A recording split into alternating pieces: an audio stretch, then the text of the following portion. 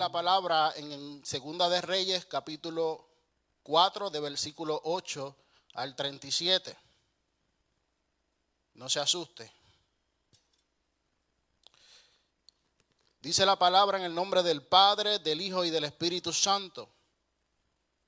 Aconteció también que un día pasaba Eliseo por Sunem, y había allí una mujer importante. Diga al que está a su lado, importante, que le invitaba insistentemente a que comiese, y cuando él pasaba por allí, venía a la casa de ella a comer. Y ella dijo a su marido: he aquí ahora, yo entiendo que que siempre que pasa por aquí, por nuestra casa, es un varón santo de Dios. Dígale que está a su lado, es un varón santo de Dios. Yo te ruego que hagamos un pequeño aposento, paredes, y pongamos allí cama, mesa, silla y candelero, para que cuando él viniere a nosotros se quede en él. Y aconteció que un día vino él por allí y se quedó en aquel aposento y allí durmió. Entonces dijo a Giezi su criado: llama a esta sunamita. Y cuando la llamó, vino ella delante de él, y dijo él entonces a Giezi: dile, he aquí tú has estado solícita por nosotros con todo este esmero. ¿Qué quieres que haga por ti? ¿Necesitas que hable por ti al rey o al general del ejército? Y ella respondió: yo habito en medio de mi pueblo. Y él le dijo: ¿qué pues haremos por ella? Y Giezi respondió: he aquí que ella no tiene hijos y su marido es viejo. Dijo entonces: llámala. Y él la llamó, y ella se paró a la puerta. Y él le dijo: el año que viene para este tiempo abrazarás un hijo. Y ella dijo: no, señor mío, varón de Dios, no hagas burla a tu sierva. Mas la mujer concibió y dio a luz un hijo el año siguiente, en el tiempo que Eliseo le había dicho. Y el niño creció, pero aconteció un día que vino a su padre, que estaba con los segadores, y dijo a su padre: ay, mi cabeza, mi cabeza. Y el padre dijo a su criado: llévalo con su madre. Y habiendo él tomado y traído a su madre, estuvo sentado en sus rodillas hasta el mediodía y murió. Ella entonces subió y lo puso sobre la cama del varón de Dios, y cerrado la puerta se salió. Llamó luego a su marido, le dijo: te ruego que envíes conmigo a algunos criados y una de las asnas, para que yo corriera al varón de Dios y regrese. Y él le dijo: ¿para qué vas a ver hoy? No es luna nueva ni día de reposo. Y ella respondió: paz. Después hizo enalbardar el asna y dijo al criado: guía y anda, y no me hagas detener en el camino, sino cuando yo te dijere. Partió pues y vino al varón de Dios al monte Carmelo.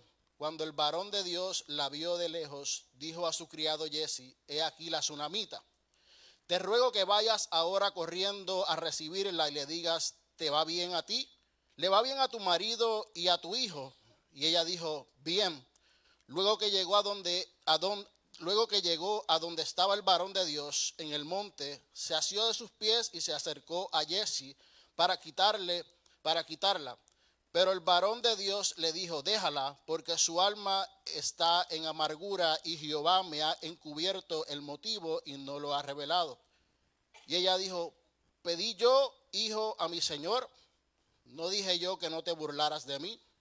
Entonces dijo él a Giezi: ciñe tu lomo y toma mi báculo en tus manos y ve, y si alguno te encontrare, no le saludes, y si alguno te salude, no le respondas.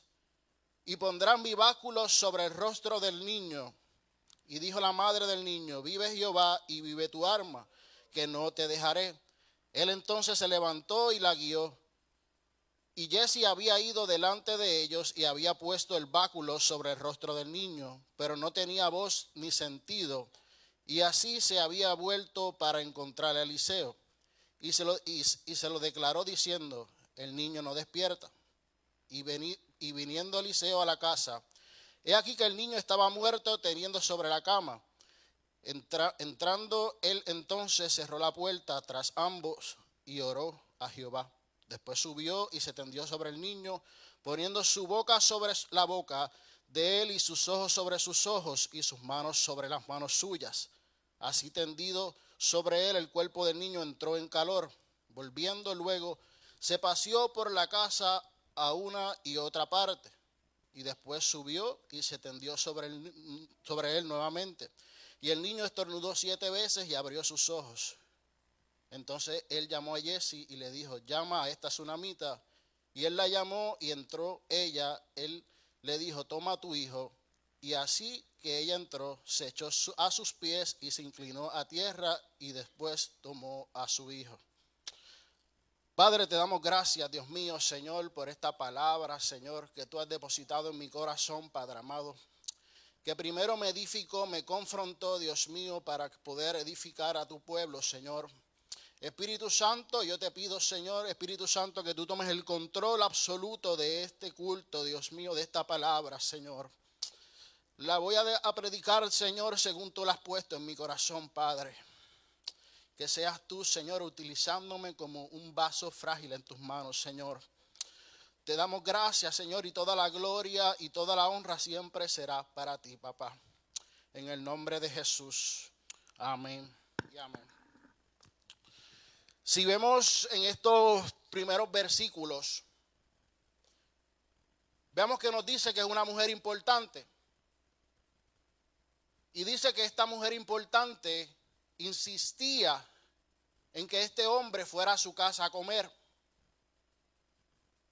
Y me llama un poco la atención porque si esta mujer insistía era porque este hombre, cuando iba a su casa, dejaba algo bueno en su casa. Ahora bien, más abajo dice que ella le dice a su esposo que ella piensa que este es un varón santo de Dios. Y esto me llama la atención porque en ese tiempo el pueblo de Israel adoraba al dios pagano de Baal. Eso quiere decir que si por donde pasaba Eliseo pasaban las multitudes de gente, pero también pasaban los profetas de Baal. Quiere decir que esta mujer tenía un discernimiento. Y el significado de discernimiento es la facultad de comprender o saber algo por el espíritu. Y comprender la habilidad de percibir el verdadero carácter de la persona y el origen y significado de las manifestaciones espirituales. Esta tsunamita en medio de los profetas de Baal, en medio de las multitudes, pudo discernir el hombre de Dios. En arroz y habichuela, el discernimiento es saber lo bueno y saber lo malo, lo que viene de parte de Dios y lo que viene de parte del enemigo. Y esta es la palabra que el Señor me tenía entre ceja y ceja que le había comentado. Le decía, Señor, ¿por qué el discernimiento? ¿Qué pasa con el discernimiento? Y volvía y le preguntaba, ¿qué pasa con el discernimiento? ¿Qué me quieres decir con el discernimiento? Y si tú eres líder de esta casa, si viniste a las 9, viniste al ayuno, viniste a las 11 o estás aquí en este lugar a esta hora, quiero decirte de parte del Señor que tenemos que tener discernimiento. Me decía el Señor, Israel, es lamentable, pero la casa carece de discernimiento. Carecemos de discernimiento. Es lamentable, pero estamos enfocados en un calendario. Estamos enfocados en actividades, en qué ministerio puede hacer la mejor actividad, qué ministerio puede tener más personas, en qué ministerio el Espíritu Santo se puede mover mejor. Y la iglesia carece de discernimiento, me decía el Señor. Y mientras nos enfocamos en el calendario, que no es malo, enfocarse en un calendario, el problema es que enfocamos todo en el calendario. En la iglesia se mueve un espíritu de Amalek. Y este espíritu es el que destruye las familias. Es el que trae contienda y peleas, adulterios, la ira en la familia. Y la iglesia pendiente al calendario, a las actividades. Israel, pero esto no se queda así, esto no se queda aquí. Es que también están pendientes al profeta, a la profecía. Y Dios bendiga a los profetas que prediquen la palabra de Dios. Pero se enfocan tanto en que el profeta me llame por mi nombre, el que me diga el seguro social, dónde vivo, el que me diga cuánto tengo en la cuenta. Pero la iglesia carece de discernimiento.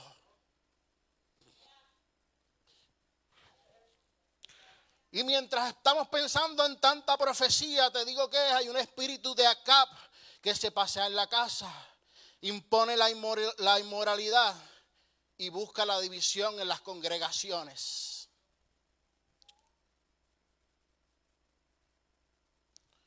Israel, esto no se queda aquí. Es que estamos pendientes a tanto el puesto, que quiero ser pastor, quiero ser ministro, quiero estar pendiente a las credenciales, quiero predicar en el altar. Y te digo una cosa, tanto ante los ojos del Señor, el pastor, el ministro, evangelista, el profeta, como al que estamos sentados en las bancas, ante los ojos de Dios, todos somos iguales. Pero nosotros pendientes a eso, y mientras estamos pendientes a eso, hay un espíritu de Jezabel que se pasea en la casa. Y la iglesia carece de discernimiento.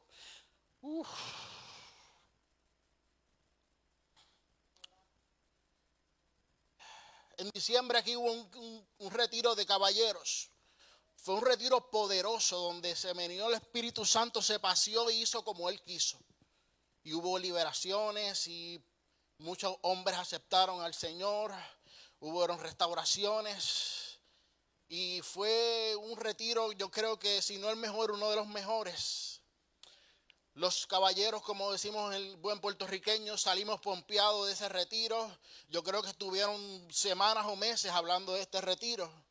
Era tanto así que todavía no habían salido y querían apuntarse para el de este año y no tenían ni fecha ni lugar. Era algo extraordinario lo que pasó en aquel lugar. Pero en ese retiro yo salí marcado con una palabra. Fue una palabra que me dijo el pastor que me marcó mi corazón.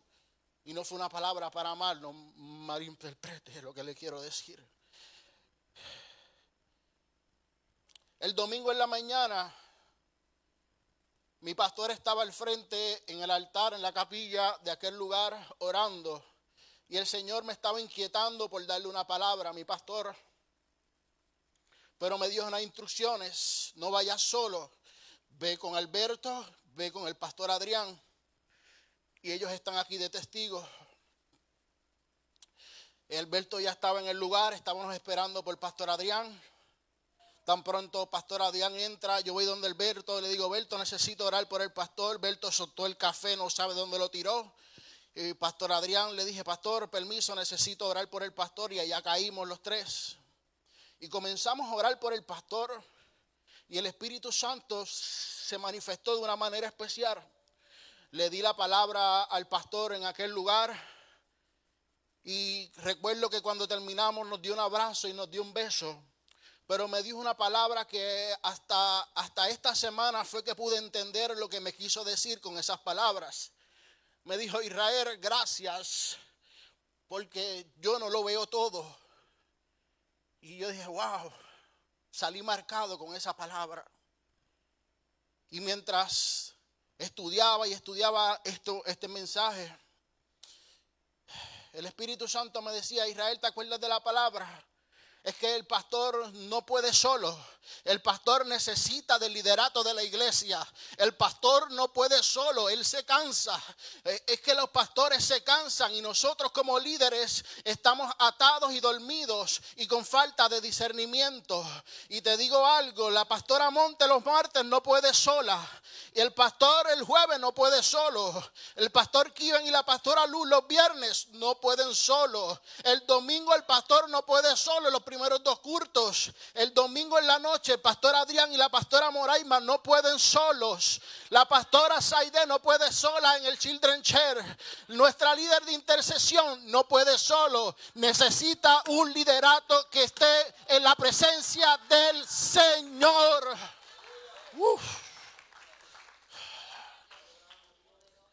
Necesitan de la presencia de un líder que esté con ellos. No tan solo presencial, no tan solo con sus diezmos y las ofrendas, sino que también en oración. Que los cubramos en oración. No pueden solos, se cansan. Cuando hemos visto que un rey va solo a la batalla, si van sin su ejército y van sin sus espadas, nunca. Siempre iban a guerrear con su ejército y iban con sus armaduras. Lo mismo son los pastores. No pueden ir solos, porque una casa sin discernimiento es una casa que está derrotada. Los espíritus hacen como ellos quieren. Estos espíritus no solamente se manifestaban en el Antiguo Testamento, mis hermanos. Estos espíritus se pasean en las iglesias. Y si una iglesia no tiene discernimiento, es una iglesia que está derrotada. Aleluya. Cierre paréntesis, quiero continuar. Dice la escritura que esta mujer importante invitaba insistentemente a Eliseo, el profeta, a comer a su casa. Y si lo invitaba con insistencia era porque algo él dejaba en su casa. Tú cuando invitas a alguien con insistencia es porque esa persona o te cae bien, o cuando llega a tu casa sucede algo sobrenatural en tu casa, la atmósfera cambia. Y esta mujer importante dice que lo invitaba con insistencia. Ella deseaba que él estuviera en su casa y comía. Y cuando la palabra dice que él iba a su casa, comía, pero se iba. Y volvía otra vez, pasaba por allí, llegaba a la casa. Gracias. Y comía. Pero dice la palabra que esta mujer le dijo a su esposo que necesitaba construir un aposento a este varón. Es que hay 2 maneras de tú tener el Espíritu Santo: como visita o como morada. Y ella se cansó ya de tenerlo como visita y ahora necesitaba tenerlo en su casa como morada. El Espíritu Santo que no tan solo estuviera en su casa, que lo tuviera adentro, sino que también estuviera sobre ella, y que donde ella estuviera y él estuviera. Es que cuando el Espíritu Santo llega a un lugar, la atmósfera cambia, los demonios tienen que huir, el que estaba sordo tiene que huir y llega la sanidad. Pero es que necesitamos presencia, y la iglesia está acostumbrada a llegar a la iglesia, a sentir la presencia, y se van y la presencia se queda. Esto no es un microondas que tú abres el microondas, metes el plato, lo calientas y te vas. Es que hay que anhelar la presencia. Hay que anhelar la presencia, mis hermanos. Hay que decir la presencia de Dios. No somos nada. Aleluya. Padre, te adoramos, Señor. Ahora mira bien lo que es el aposento. El aposento es el lugar donde se podía dormir y tener un momento de intimidad con Dios. Mateo 6:6 dice: mas tú cuando oras, entra en tu aposento y cierra la puerta. Ora a tu Padre que está en secreto, y tu Padre que ve en secreto te recompensa en público. El aposento no es nada más que nuestro lugar secreto. Si tú te digo algo, si tú no tienes un aposento en tu casa, un lugar secreto en tu casa, comienza a construirlo. Es el lugar donde tú puedes ir a intimar con el Señor, el lugar donde tú puedes hablar al Señor y que el Señor te contesta, y es el lugar donde el Señor te da las directrices. Ahora bien, dice la palabra que en este aposento ella le puso 4 cosas. Fíjate bien que no le puso un televisor para que viera las series de Netflix, ni le puso un aire acondicionado, ni le puso una butaca reclinable para que estuviera cómodo. Dice que le puso 4 cosas. Le puse una cama. La cama representa el descanso. Necesitamos meditar, confiar, adorar y morir nosotros mismos. Salmos 4:4. Temblad y no pequéis. Meditad en vuestro corazón, en nuestra cama, y callad. El callad, el tener un selah, un tiempo de silencio. Y quiero hacer un paréntesis, porque llevo un mes más o menos que vengo a la iglesia de lunes a sábado en la mañana aquí a orar solo con el permiso de mi pastor. Y le dije al Señor, voy a estar un mes. Y el mes se cumplió este jueves, este lunes que pasó, el día 13. Y llegué como de costumbre, me arrodillé en este lugar aquí frente del altar y estaba orando y orando y orando. Terminé de orar y me senté en esa tercera silla. Puse mi teléfono en YouTube, puse una adoración que no me acuerdo ni qué adoración era. Pero a los 30 segundos caí en un sueño profundo. Y no era que estaba amanecido ni que tenía sueño. Caí en un sueño que era una cosa espectacular. Y comencé a ver en lo espiritual. En un tiempo de silencio. Veía esas tres bancas, de esas tres bancas hacia acá. Y comencé a ver cómo en este altar y en esta silla se comenzaba a levantar como una nube blanca que arropaba todo este lugar. Una nube, algo especial porque era algo tan sublime. Era una presencia que había en este lugar que comenzaba a subir de la manera de la iglesia. Y no se oía nada, pero nada, solamente era un silencio. Lo único que se escuchaba era un...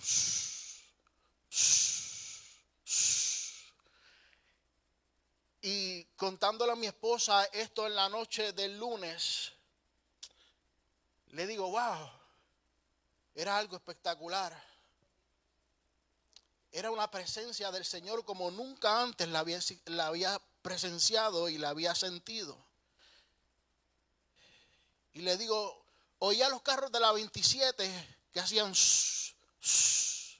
y contándole, el Espíritu Santo me decía, no eran los carros. A las 8 de la mañana en esa 27, en ese puente, hay un tapón que los carros no pueden ir a ninguna velocidad, en bumper con bumper. Y no hago más que decirle eso a mi esposa, que ella me dice, no son los carros, eran los ángeles que Pastor ve. Y yo dije, wow. Y yo con los ojos cerrados y no pude ver eso. Pero era una presencia, hermanos, algo espectacular. Y durante este mes, yo he orado por tantas cosas en este altar. Y como dice la palabra que acaba de leer, lo que tú oras en secreto, el Señor lo revela en público. He estado orando por una presencia del Señor, del Espíritu Santo, de una manera especial. Y le decía al Señor en una de mis oraciones, Señor, que tu presencia sea tan palpable que la gente haga fila para poder entrar. Y era lo mismo que hablaba el profeta de la casa la semana pasada en el culto de las 11. Y le digo, Señor, que tu presencia sea tan grande que cuando las personas entren por esas puertas puedan recibir lo que vinieron a buscar. Que el cojo pueda caminar, que el ciego pueda ver, que el sordo pueda oír, que el ciego pueda ver, que el que quiera venir a buscar restauración la pueda recibir. Y les digo una cosa, en esas puertas van a haber muchos testimonios. La presencia del Señor no los va a permitir que lleguen a este altar porque los va a coger desde las puertas.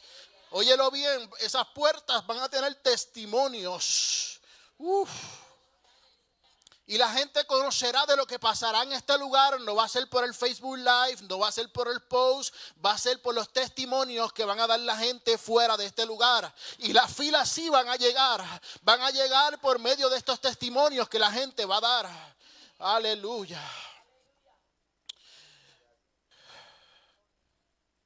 Fíjate bien que otra cosa le pone en el aposento. Le pone mesa y le pone silla. Representa el alimento diario, donde podemos tener comunión con Él, donde podemos hablar abiertamente con Él. Apocalipsis 3:20. He aquí, yo estoy a la puerta y llamo. Si alguien oye mi voz y abre la puerta, entraré a Él y cenaré con Él y Él conmigo. Solamente lo que falta es que tú toques la puerta y que tengas tu oído presto para cuando Él te llame. Aleluya. Fíjate bien, lo otro que le pone en el aposento, un candelero. Y esto representa lo que dije ahora mismo que iba a suceder en esas puertas. Es un símbolo de testimonio. Filipenses 2:15. Para que nadie pueda criticarlos, lleven una vida limpia e inocente como corresponde a los hijos de Dios y brillen como luz radiante en un mundo lleno de gente perversa y corrupta. Estas son las 4 cosas que ella le puso al profeta en el aposento. Si vamos más abajo en las escrituras, dice la escritura que el profeta sentía un grado de aprecio por lo que ella había hecho. Le dice el profeta a su criado, llama a la tsunamita. Ella llega a ese cuarto y él le dice, ¿qué puedo hacer por ti? ¿Quieres que hable por ti al rey o quieres que hable ante el general del ejército? Y ella le contesta, yo me paseo en medio de mi pueblo. En otras palabras, en el buen puertorriqueño, no te preocupes que yo soy una mujer importante y tengo conexiones, puedo hablar con el rey vía texto o puedo llamar al general, o sea, yo tengo comunicaciones, no me hace falta que tú hables ante el rey ni ante el general. Ahora mira bien, le dice el profeta a su criado, ¿qué podemos hacer por ella?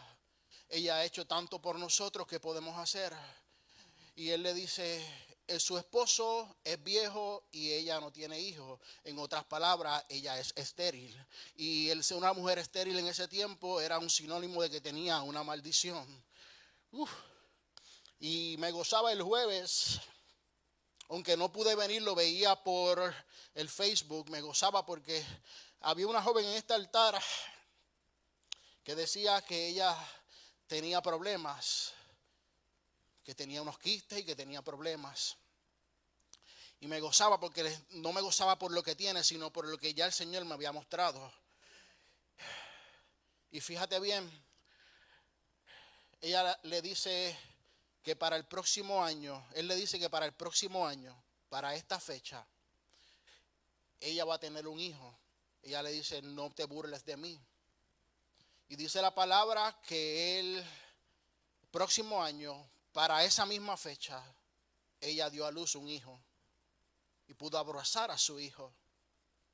Pero hay algo que no cuadra, porque si yo te digo a ti que para el año que viene vas a tener algo, el año que viene son 12 meses y una mujer da a luz en 9 meses. La matemática no cuadra, faltan 3 meses. Y le preguntaba al Señor, ¿qué pasa en estos 3 meses? Y me decía Israel, es que cuando yo doy una promesa hay un tiempo de preparación. Es un tiempo donde yo pruebo tu fe. Es un tiempo donde yo te preparo, te doy tu carácter para cuando llegue ese tiempo, el tiempo oportuno de Dios, ahí tú vas a recibir la promesa. Hace un tiempo, unas semanas, el profeta predicaba. Decía que las cosas fueran de tiempo de Dios se dañan. Por eso hay que tener 3 meses de formar tu carácter, de ver cuán grande es tu fe, de ver cuándo tú anhelas esa promesa, porque te pueden dar la promesa, pero si tú no la anhelas, no sé. Aleluya. Gracias, Dios. Aleluya. Dice que tuvo su hijo y una vez tuvo el hijo creció, se fue con su padre, con los segadores, y él dijo a su padre, me duele la cabeza, o sea, hay mi cabeza. Su padre le dice a uno de sus criados, llévalo con su madre, y su madre lo pone sobre sus rodillas, dice la palabra, y dice que a eso del mediodía el niño muere. Y ella sube al aposento y lo acuesta en la cama del hombre, del varón de Dios. Llama a su esposo y le dice, mira, necesito que me prepares un asna, que me envíes a un criado, porque necesito ir al lugar donde está el hombre de Dios. Te lo estoy parafraseando. Y él le dice, ¿para qué? Si hoy no es luna nueva ni día de reposo. Y yo te vengo a decir algo. Mira la fe que tenía esta mujer. Ella le contesta, paz. En el buen puertorriqueño, cállate la boca que tú no sabes lo que va a pasar. Cuando tienes fe, no pelees con el que no tiene. Cuando tienes fe, no pelees con el que no tiene, no te va a entender. Cuando tienes fe, no pelees con el que no tiene, porque no te va a entender. En otras palabras, él no iba a entender lo que ella iba a hacer, lo que ella iba a provocar. Y mira la fe de esta tsunamita. Ella dice que le prepara un asno para ya salir corriendo. La fe le da la velocidad a lo que se hizo para cargar. El asna es un burro y el burro no se hizo para correr, se hizo para cargar. Los que corren son los caballos, pero no era el asna, era lo que iba arriba del asna. Era la fe de esta mujer. Esta mujer le dice también al criado, vamos y no te detengas hasta que yo te diga o te dé la orden. ¿Por qué le dice esto? Es que cuando uno va a buscar la presencia, el camino no va a ser fácil. Nadie dijo que el camino era fácil. Te vas a encontrar obstáculos, pero también vas a encontrarte personas que van a tratar de desviarte de llegar a la presencia de Dios. Y dice la palabra que ella llegó hasta allá, hasta donde estaba el profeta que estaba en el monte Carmelo. Y mira a ver que dice Salmo 121, alzaré mis ojos a los montes, ¿de dónde vendrá mi socorro? Mi socorro viene de Jehová que hizo los cielos y la tierra. Ella sabía dónde tenía que ir para buscar la presencia de Dios, para buscar la ayuda de Dios. Y una vez llega a aquel lugar, el profeta la ve y le dice a su criado, mira, ahí llegó la tsunamita, ve a ver qué quiere, pregúntale. Él le pregunta, ¿cómo tú estás? ¿Cómo está tu marido? ¿Cómo está tu hijo? Y la respuesta de ella es bien. Y como que está bien si tu hijo está muerto, como que bien. Ese soy yo preguntándome. Es que yo no vine a hablar contigo. Yo me imagino que esto fue que ella le dijo para salir del paso. Sí, está bien, tranquilo, yo no vengo a hablar contigo. Tú me vas a trazar en el camino a yo llegar hasta donde la presencia. Así que muévete que yo tengo con quién hablar. Dice que se quitó, se limpió sus pies y llegó hasta donde estaba el profeta y se arreguindó de sus pies, se tiró, se postró y aún así venía el criado a tratar de sacarla. Es que cuando tú estás en la presencia, aún en la iglesia, van a haber gente que te van a querer apartar de la presencia del Señor.